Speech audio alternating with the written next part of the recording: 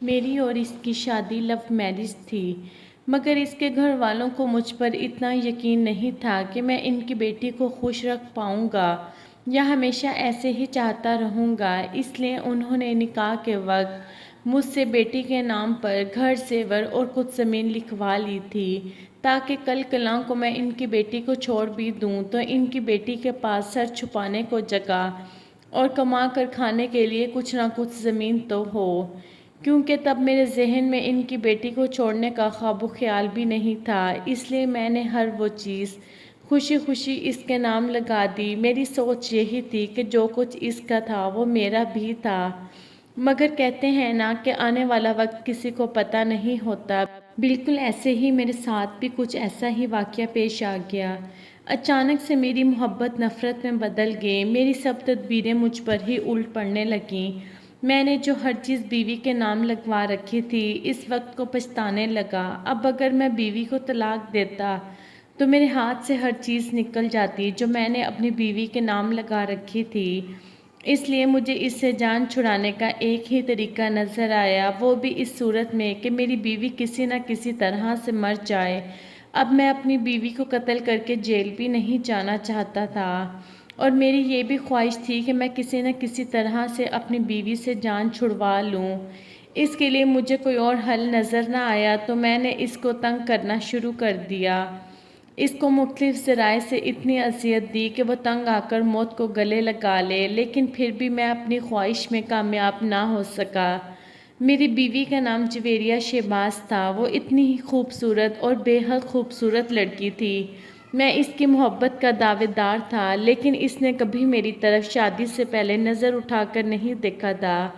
میرا گھرانہ چونکہ معاشی طور پر مضبوط تھا، جب میں نے اپنے گھر والوں کے سامنے اپنی محبت کا اظہار کیا تو انہوں نے مجھے سپورٹ کیا اور میرے لیے رشتہ مانگنے اس کے گھر چلے گئے۔ جب انہوں نے اس سے میرے متعلق پوچھا تو اس نے کسی قسم کے جذبات کا اظہار نہ کیا اور اپنی رضا کو والدین کی رضا کے سپرد کر دیا۔ اپنے مالی حالات کو دیکھتے ہوئے اور اپنے حسب نسب کے حساب سے مجھے یقین تھا کہ یہ رشتہ مجھے مل جائے گا، لیکن اس وقت میری حیرت کی انتہا نہ رہی جب مجھے رشتہ دینے سے انکار کر دیا گیا۔ میں نے اپنے والدین کے سامنے رونا دھونا شروع کر دیا تو میرے والدین میری ضد کے آگے ہار گئے اور انہوں نے اس کے گھر والوں کو ان کے قریبی رشتہ داروں کے ذریعے پریشرائز کرنا شروع کر دیا، یہاں تک کہ انہوں نے رشتے کے لیے ہاں کروا لی اور یوں وہ رخصت ہو کر میرے گھر آ گئی۔ اپنی طرف سے اس کے والدین نے خوب تسلی دی کہ آنے والے وقت میں کسی قسم کی کوئی پریشانی نہ ہو، اور تب اپنی بیوی کی محبت میں جو چیز بھی اس کے والدین کہتے گئے میں اس کے نام کرتا گیا۔ اس ٹائم مجھے اندازہ نہیں تھا کہ آنے والے وقت میں میرا یہ عمل میرے لیے کتنا بڑا پچھتاوا بن جائے گا۔ ہوا کچھ یوں کہ چند ماہ پہلے میں اور میری بیوی موٹر سائیکل پر کہیں جا رہے تھے اور ہمارا ایکسیڈنٹ ہو گیا، اور ایکسیڈنٹ ہونے کی وجہ سے میری بیوی کا ایک بازو ضائع ہو گیا، اور جب اس کا ایک بازو ضائع ہو گیا تو نہ صرف اس کے حسن میں کمی آئی بلکہ وہ گھریلو کام کاج کے قابل بھی نہ رہی۔ گھر میں کام کاج کے لیے ملازمین تو موجود تھے، لیکن میری بیوی کا صحت مند ہونا اس لیے بھی ضروری تھا کہ ہمارے خاندان میں مختلف پارٹیز کے موقع پر میاں اور بیوی ایک ساتھ جاتے ہیں اور دونوں کی ایک ساتھ تصاویر بھی وہاں بنوائی جاتی ہیں، لیکن اب جب میری بیوی ایک بازو سے معذور تھی تو مجھے اس کے ساتھ کھڑے ہوتے ہوئے بھی شرم آتی تھی۔ اب میں اپنی بیوی کو چھوڑ کر دوسری شادی کرنا چاہتا تھا، اور اس بیوی کے ہوتے ہوئے میرے ساتھ کوئی اور لڑکی شادی کرنے کے لیے راضی نہیں ہو رہی تھی۔ میں اپنی بیوی کو طلاق نہیں دے سکتا تھا، کیونکہ طلاق کی صورت میں کثیر دولت میرے ہاتھ سے نکل جاتی۔ مجھے کوئی اور صورت نظر نہ آئی تو میں نے اپنی بیوی کو اذیت دینا شروع کر دی۔ اس وقت میری بیوی ہاتھ سے معذور ہو چکی تھی، اسے بھی پتہ تھا اب میں یہاں سے نکالی گئی، دھتکاری گئی تو میرے پاس کوئی اور ٹھکانہ نہیں ہوگا۔ اس کی بھی خواہش تھی کہ کسی نہ کسی طرح اس کا گھر بنا رہے، اس لیے اب وہ میری اذیت سہتی رہی اور گھر چھوڑ کر نہ گئی۔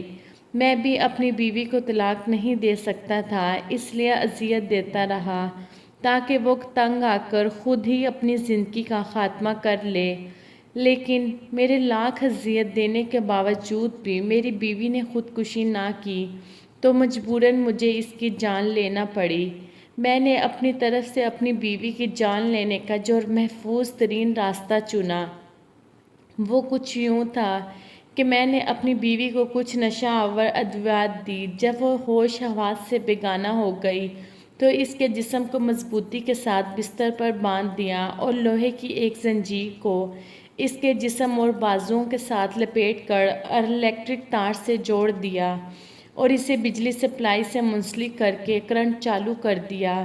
یوں الیکٹرک کرنٹ لگا کر اس کی جان لے لی۔ اس کی جان لینے کے بعد اس کے جسم کو رسیوں سے آزاد کر دیا، زنجیر کو کھول دیا، اس کی لاش کو اٹھا کر الیکٹرک بورڈ کے قریب رکھا، اس کے پاس استری کی ننگی تار رکھ دی تاکہ اوپر سے آنے والے ہر شخص کو یہی لگے کہ یہ کچھ نہ کچھ بجلی کا کام کر رہی تھی اور اسے کرنٹ لگ گیا، اور میں گھر سے باہر نکل گیا۔ اور جب میری والدہ نے میری بیوی کی لاش کو دیکھا تو رونا پیٹنا شروع کر دیا۔ میری والدہ کی آواز سن کر سارا محلہ اکٹھا ہو گیا۔ لوگوں نے ڈاکٹر کو بلایا۔ ڈاکٹر نے اس کی موت کی تصدیق کر دی۔ ڈاکٹر سے پہلے میں خود اس کی موت کی تصدیق کر چکا تھا۔ اس کے بعد مجھے اطلاع دی گئی اور میری بیگم کے گھر والوں کو بھی اطلاع کر دی گئی۔ میری بیگم کے گھر والے مجھ پر مشکوک ہو گئے اور انہوں نے پولیس کو بلا کر مجھ پہ شک کا اظہار کر دیا۔ جب لاش کا پوسٹ مارٹم کروایا گیا تو اس میں سے نشہ آور ادویات ملائے جانے کا انکشاف ہوا۔ پولیس نے مجھے گرفتار کر کے جب مجھ پر 3rd ڈگری کا ٹارچر کیا تو میں نے اپنا جرم قبول کر لیا اور آج میں جیل میں قید ہوں۔ جیل کے اندر مجھے سب سے غلیظ ترین خانے میں رکھا گیا ہے۔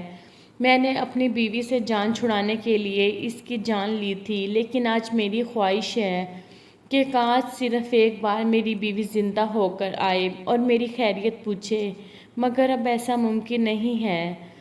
شروع میں میرے گھر والوں نے کوشش کی کہ میری ضمانت ہو جائے۔ انہوں نے میرے کیس کی پیروی بھی کی، لیکن آخرکار انہوں نے بھی چھوڑ دیا۔ اس وقت میں اپنے رب کے رحم کے سہارے اپنی سزا پوری کر رہا ہوں، لیکن جب کسی کو میں اپنا جرم بتاتا ہوں اور ساتھ میں یہ بتاتا ہوں کہ میں اپنے رب کریم کے سہارے پر ہوں تو لوگ مجھے بتاتے ہیں کہ تم نے رب کی مخلوق پر رحم نہیں کیا تو رب تم پر کیسے رحم کرے گا۔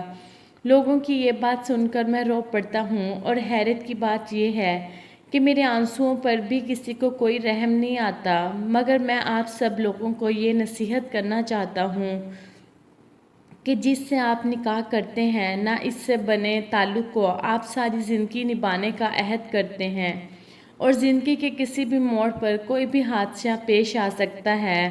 آپ یا اس میں سے کوئی ایک بیمار ہو سکتا ہے، کوئی ایک معذور ہو سکتا ہے، تو اس صورت میں دونوں کو حق نہیں پہنچتا کہ دوسرے کو چھوڑ دیں، بلکہ چھوڑنے کے نام پر اس کی سانسیں چھین لیں۔ میں نے یہ جرم کیا، مگر میرا خدا گواہ ہے کہ اگر آج مجھے یہ موقع ملے تو میں ایسا گناہ کرنے کے متعلق سوچوں بھی نہ، مگر چونکہ میں تو یہ گناہ کر چکا ہوں، مگر آپ لوگ آج بھی اس گناہ سے پاک ہو۔